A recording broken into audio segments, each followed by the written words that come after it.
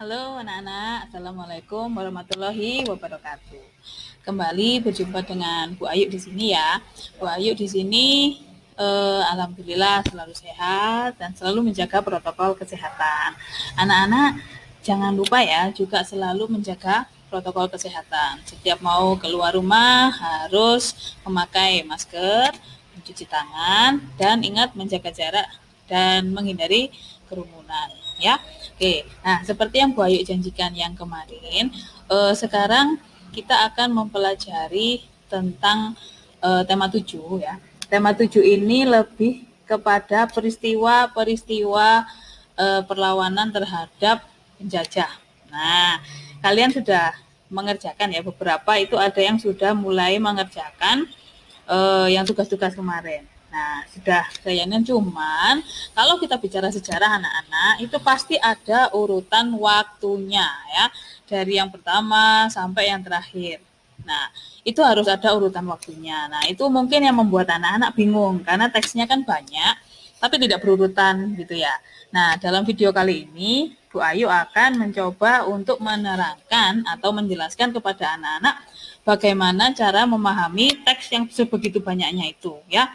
Untuk lebih detailnya bisa kalian lihat di buku kalian masing-masing. Nah, ini Bu Ayu akan merangkumkan peristiwa-peristiwa tentang kedatangan penjajah ke Indonesia. Ya, kedatangan penjajah di Indonesia. Nah, Bu Ayu akan merangkan dalam bentuk tabel seperti ini. Nah, bisa terlihat ya? Oke, bisa terlihat. Nah, ini anak-anak ya. Yang pertama, peristiwa-peristiwa bersejarah perlawanan rakyat Indonesia melawan penjajah ya, melawan penjajah. Nah, yang pertama ini pada tahun 1511 nih, kapal Portugis mendarat di Malaka ya. Kapal Portugis mendarat di Malaka. Ini awal bangsa Indonesia mulai kedatangan oleh penjajah. Jadi yang pertama adalah bangsa Portugis. Nah, mengapa sih penjajah itu mendapat perlawanan dari bangsa Indonesia? Ya, yang kemarin kalian sudah mulai mengerjakan itu ada berapa faktor? Ya, ada 3 faktor ya. Ada 3 faktor. Yang pertama adalah adanya gold. Kalau gold itu berarti kan emas. Berarti adanya keinginan untuk mencari apa? Ya, betul, untuk mencari kekayaan. Nah, untuk yang kedua adalah gospel. Oke, kalau gospel itu berarti adanya keinginan untuk apa? Untuk menyebarkan agama ya, menyebarkan agamanya berarti agama kalau di sini Portugis dan lain adalah Kristen ya, menyebarkan agama Kristen. Lalu yang ketiga adalah glory. Oke.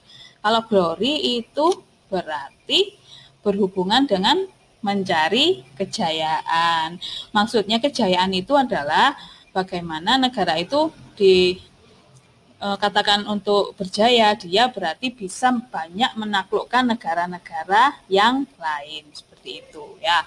Itu keinginannya. Karena mereka mempunyai niat seperti itu dan akhirnya negara kita itu dijajah, diperlakukan semena-mena, tidak sebagaimana mestinya. Padahal kita ada di daerah kita sendiri. Nah, akhirnya diperlakukan tidak adil, perasaanmu bagaimana? Kalau misalnya kamu diperlakukan tidak adil, diperlakukan keras, pasti akan melawan kan? Nah, inilah terjadinya perlawanan terhadap penjajah. Nah, bisa kalian lihat di sini. Tahun 1514 sampai 1528 ini perlawanan Aceh dipimpin Ali Ugiat Syah terhadap Portugis. Ya, untuk yang tahun 1514 sampai 1528 yakni perlawanan Aceh dipimpin oleh Sultan Ali Ugiat Syah terhadap Portugis. Lalu tahun 1521 ternyata bangsa Spanyol pun mendarat di Tidore, Maluku. Jadi tadi ada Portugis, lalu ada Spanyol yang datang ya. Jadi kalau Malaka itu kan di daerah Sumatera. Jadi kan bangsa Indonesia kan luas ya. Nah, mereka mendarat bisa di mana saja. Nah, kalau Portugis mendaratnya di Malaka, kalau Spanyol mendaratnya di Tidore, Maluku. Nah, ini juga sewaktu tahun ini itu juga ada perlawanan yang dipimpin oleh Sultan Alauddin Riayat Shah yang melawan Portugis. Nah, ini juga melawan Portugis, perlawanan rakyat Ternate yang dipimpin oleh Sultan Hairun. Nah, pada tahun 1574 sampai 1975 itu ternyata Sultan Ba'abullah ya. Sultan Ba'abullah itu anaknya Sultan Hairun berhasil merebut benteng Portugis. Nah, Portugis itu akhirnya menyingkir ke daerah itu dan sampai sekarang dan akhirnya menguasai Timor. Nah, ini sekarang tahun 1595. Belanda dipimpin oleh Cornelis de Houtman berangkat ke Indonesia. Jadi Belanda sudah mulai tahu, oh Indonesia itu negara yang potensial. Kenapa sih kok banyak negara-negara yang Eropa itu ingin menguasai Indonesia? Sudah dibaca kemarin kan? Oke. Mereka ingin menguasai Indonesia karena satu, negara Indonesia itu sebenarnya kaya raya. Kita itu sangat kaya raya. Kenapa? Karena iklim kita iklim kita adalah iklim tropis. Kita hanya mempunyai 2 musim, yakni musim apa? Musim kemarau dan juga musim penghujan, musim hujan. Nah, ini adalah kondisi tempat di mana tanah di Indonesia sangatlah subur. Bisa ditanam berbagai macam tanaman yang ingin apa saja. Cobalah kalian misalnya kamu menanam singkong, itu kan hanya menancapkan batangnya saja. Dia tumbuh dengan sendirinya kan. Dia tidak diserang oleh salju, tidak diserang oleh panas yang membuat kekeringan. Bandingkan dengan negara 4 musim, mereka masih harus memikirkan bagaimana caranya menyimpan makanan jika dalam kondisi es itu musim salju. Tidak ada tanaman yang akan hidup ya di saat itu, ada beberapa saja. Nah, itulah keuntungan Indonesia. Makanya dengan wilayah Indonesia yang besar dan juga wilayahnya yang subur, Indonesia menjadi salah satu negara yang banyak dijajah oleh bangsa-bangsa untuk memperebutkan kekayaannya. Disuruh apa kemarin kalau di tugasnya ya. Nah, mereka itu ternyata menginginkan apa? Rempah-rempah anak-anak. Apa rempah-rempah itu contohnya? Ya bisa ada jahe, ada lada, ada kencur. Ya yang kayak biasanya tuh loh. Kalau kamu menanam, tanya ibumu. Menanam kencur itu gampang sekali. Tinggal tancap di tanah sudah tumbuh. Nah, ternyata di Belanda itu sulit seperti itu ya. Karena tidak sesubur tanah kita. Mereka akhirnya ingin menguasai Indonesia. Mereka berangkat ke Indonesia pada tahun 1596. Nah, tahun 1595 itu berangkatnya, 1596 itu Belanda mendarat di pelabuhan Banten ya. Belanda mendarat di pelabuhan Banten. Nah, akhirnya setelah mendarat di pelabuhan Banten, awalnya dia ingin membantu Indonesia lah seperti biasa. Mereka ingin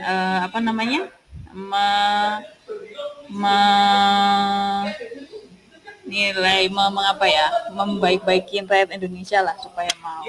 Mereka membentuk kongsi dagang atau dagang itu namanya VOC. VOC ini adalah sebuah kongsi dagang. Nah, saya ulangi lagi ya. Jadi ada yang Belanda. Jadi Belanda dulu ya, baru Inggris ya. Jadi tahun 1602 itu membentuk kongsi dagang yang bernama VOC. Jadi VOC ini adalah, kamu bisa lihat di buku tema kalian halaman 20 ya. Ini adalah suatu kongsi dagang yang dimiliki Belanda dan tujuannya adalah untuk mengisi kas Belanda. Tujuan VOC antara lain adalah menguasai pelabuhan-pelabuhan yang penting, menguasai kerajaan-kerajaan di Indonesia, dan melaksanakan monopoli perdagangan rempah-rempah. Nah, ini Belanda sebagai tamu kita ternyata tujuannya seperti itu. Kalau menurut anak-anak itu tujuannya baik atau enggak? Ya enggak ya. Kalau tamu itu namanya bertamu itu kan harus sopan. Nah, ini malah mau menguasai pelabuhan, menguasai kerajaan, lalu melaksanakan monopoli perdagangan rempah-rempah. Wah, ini sangat-sangat menyengsarakan Indonesia. Jadi yang dikerjakan itu adalah ya mereka meminta rakyat Indonesia untuk menanam tanaman yang kira-kira akan laku di pasaran. Lalu uangnya kemana? Uangnya masuk ke kasnya Belanda, bukan ke kasnya Indonesia. Padahal yang menanam adalah rakyat kita sendiri, bangsa Indonesia, yang merawat, mengeluarkan segenap hartanya untuk merawat tanaman dan juga tenaganya adalah bangsa Indonesia. Hasilnya ketika sudah bagus diambil oleh Belanda, dijual, lalu uangnya masuk ke kas Belanda. Wah, bagaimana itu? Pasti sangat sengsara ya kehidupan zaman dulu ya. Nah, mereka juga tidak peduli itu lahannya. Pokoknya intinya sangat-sangat merugikan rakyat Indonesia ya. Nah, ternyata VOC ini tidak bertahan lama anak-anak. VOC tidak bertahan lama karena ternyata bisa kamu lihat di buku teksnya ya, banyak pegawai VOC yang korupsi. Ya, banyak yang keuntungannya tidak masuk ke VOC-nya. Lalu sulit melakukan pengawasan terhadap daerah VOC ya. Lalu ada perang. Perang itu yang membiayai butuh banyak biaya ya. Nah, akhirnya biayanya pun habis. Akhirnya VOC ini tidak bisa bertahan dengan anuan gitu ya. Nah, ini waktu yang VOC. Nah, sewaktu ada VOC di Indonesia, tetap perlawanan terhadap Portugis tetap dilakukan. Ini ada 3 ya. Kerajaan Aceh, Sultan Iskandar Muda, ini semuanya juga masih ada di Portugis di Aceh. Di Aceh berarti melawan Portugis, di Banten ini di Jawa itu menghadapi Belanda. Nah, pada tahun 1808 karena kemerosotan VOC akhirnya terjadi pergantian kekuasaan, dan sekarang yang ada adalah Herman Daendels dari yang Belanda menerima kekuasaan untuk Pulau Jawa sebagai gubernur jenderal. Kalian bisa lihat buku kalian di halaman 21 ya. Halaman 21, langkah-langkah yang ditempuh Daendels untuk menghasilkan uang bagi Belanda adalah: 1.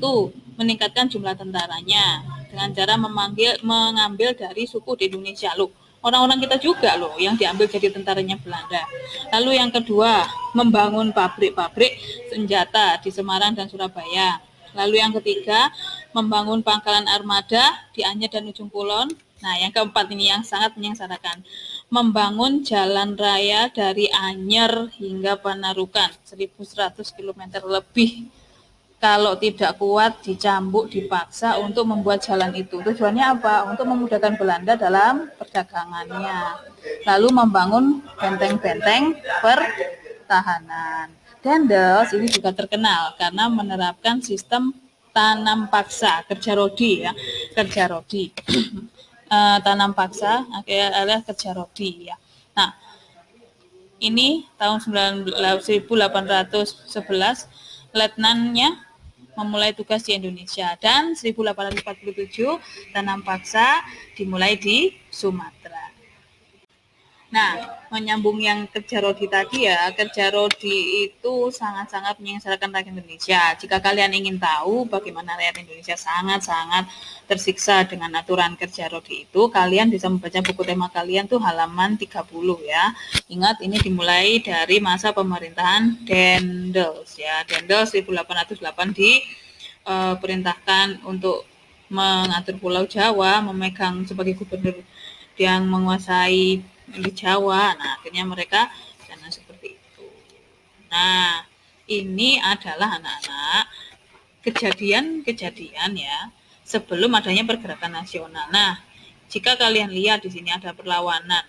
Ini juga ada perlawanan, ada perlawanan. Ada perlawanan. Perlawanan itu artinya perang ya. Perang Aceh, perang yang di Ternate, perang yang di Tidore, dan lain-lain. Apakah Indonesia berhasil untuk mengusir penjajah?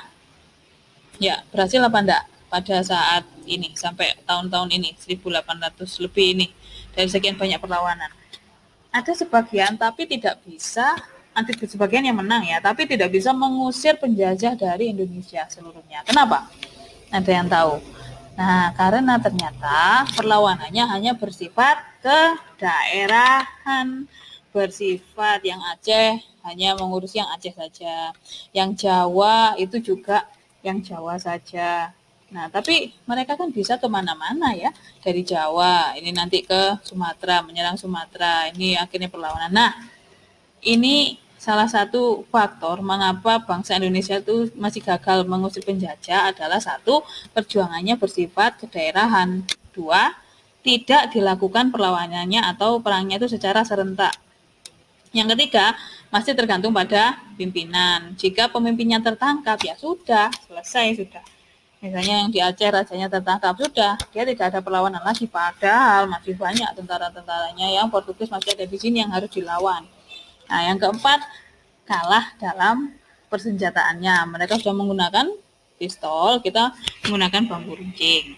Lalu Belanda menerapkan politik adu domba. Nah, negara kita itu memang oleh Belanda itu kalau dulu itu dibodohi ya, jadi pembodohan. Jadi mereka itu disetir, tidak boleh memberikan tidak boleh memberikan pendapatnya. Jadi anak-anak jangan, sekarang sudah merdeka ya, jika diminta oleh orang lain untuk menyuarakan pendapatmu, suarakan saja. Sebab dulu kita saat dijajah oleh Belanda tidak boleh perlawanan sedikit ya, tidak boleh melakukan perlawanan atau menjawab saja tidak bisa. Nah, akhirnya itu terbawa. Dia bisa juga menerapkan politik divide et impera, itu adu domba ya. Adu domba itu apa ya? Ketika ada dua daerah, yang satu bicara begini, nanti ini dibalik kebicaranya. Akhirnya terjadi apa?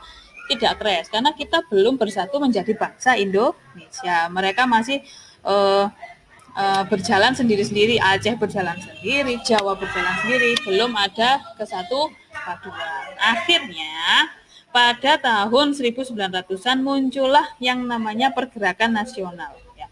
Muncul pergerakan nasional karena mereka mulai sadar bahwa kita tidak bisa mengusir penjajah jika hanya bersifat kedaerahan. Semua rakyat Indonesia harus bersatu untuk melawan penjajah. Nah, ini dimulai pada tahun 1900 ya. Nah, mereka bukan hanya daerah, mereka telah mendirikan banyak organisasi pergerakan. Nah, pada awal pergerakan nasional ada 4 partai yang cukup besar, yakni Budi Utomo, Serikat Islam, Muhammadiyah, dan Indonesia Party. Nah, pada tahun 1920 sampai 1927 itu disebut pergerakan nasional radikal ya.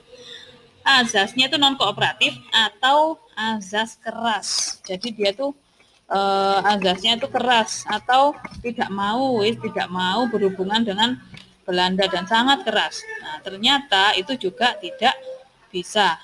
Nah, akhirnya 1930 ada taktik baru, yaitu taktik yang kooperatif atau mau bekerja sama dengan Hindia Belanda. Ini contoh-contohnya.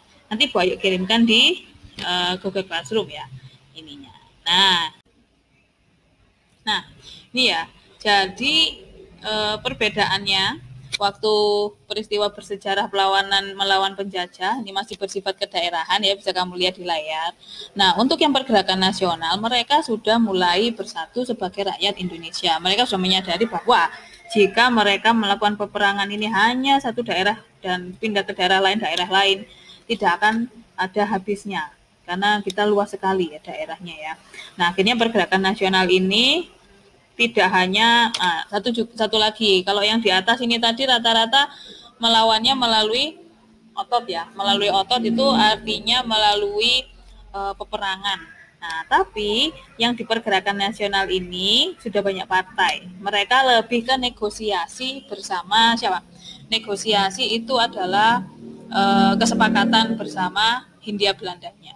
Jadi kalau yang di awal-awal tadi gagalnya juga karena kurang bisa bekerja sama dengan atau kesepakatan dengan penjajah. Nah, untuk yang pergerakan nasional ini mereka lebih kepada konferensi. Jadi mengusahakan tidak hanya melalui otot tapi juga melalui akal ya. Jadi ini partainya ada yang sudah Ibu jelaskan tadi, terbagi menjadi 3, awal pergerakan nasional, radikal, dan juga masa moderat. Perbedaannya apa? yang pertama, kalau awal pergerakan nasional itu kuncinya, tonggaknya. Tonggak saat bangsa-bangsa menyebutkan atau mengikrarkan diri sebagai bangsa Indonesia. Nah, ini di awal pergerakan nasional. Ini partainya. Lalu di radikal, mereka itu keras ya, tidak kooperatif. Lalu, tapi ini ada peristiwa penting di zaman radikal, yaitu peristiwa Sumpah Pemuda. Mengapa sih Sumpah Pemuda itu penting? Masih ingat nggak anak-anak? Sumpah Pemuda. 1. Kami bangsa Indonesia ya menyatakan dan satu Indonesia itu pokoknya intinya satu bahasa, satu negara, dan satu tanah air ya. Nah, itu ternyata memiliki dampak yang luar biasa terhadap perjuangan bangsa Indonesia. Nah, kenapa? Karena tidak ada lagi Jong Sumatera, Jong Java, dan lain-lain. Semua adalah pemuda Indonesia mengikrarkan diri. Nah, itu dari situlah semangat mereka untuk membangun negara Indonesia itu bersatu. Akhirnya dengan Indonesia negara besar ya. Kalau bersatu, wah semuanya bisa dikalahkan. Itu tapi tonggaknya. Jadi mereka mulai melakukan peperangan ini bersifat nasional, bukan lagi kedaerahan. Tidak ada Jawa, tidak ada Aceh, semua adalah Indonesia. Nah, untuk yang pergerakan nasional yang tahun 1930 itu sudah mulai memasuki masa moderat.